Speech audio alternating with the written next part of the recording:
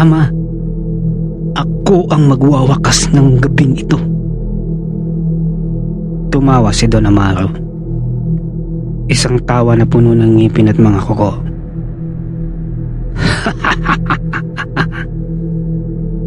Ang bunso ang maglilibing sa sarili niyang angkan? Kalokohan! Sa isang iglap, iniba ni Isabela ang direksyon ng punyal. Isang sigaw ang umalingaw-ngaw. At bumaon ang punyal sa dibdib ni Don Amaro de la Cruz. Umagos ang dugo ng patriarka sa mga ukit ng altar. Dugong hindi kailaman dapat na ialay. Nagulat si Doña Celestina at napasigaw. Isabela, anak ko! Anong ginawa mo? Ngunit huli na ang lahat. Tumagos na ang punyal sa dibdib ni Don Amaro.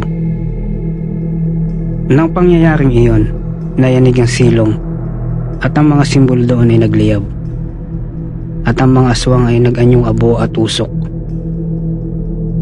Ang sumpa ng Casa de Sangre ay naputol sa unang pagkakataon sa loob ng maraming siglo.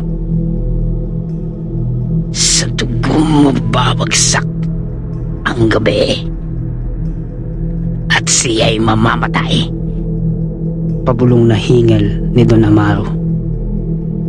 Sa kabilang banda, naputol ang mga tanikala ni Rafael at bumagsak ito sa sahig.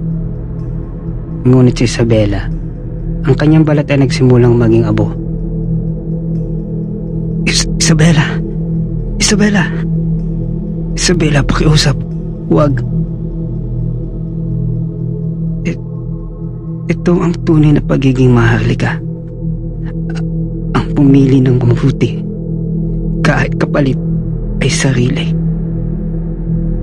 Paputol-putol at panaghoy na wika ni Isabela. Habang nasusunog ang asyenda at habang bumabagsak ang haligi ng yaman at kasamaan, isang aswang ang namatay para sa tao at naging bilang isang tao, at isang tao ang nabuhay dala ng alaala ng pag-ibig na pumatay sa dilim.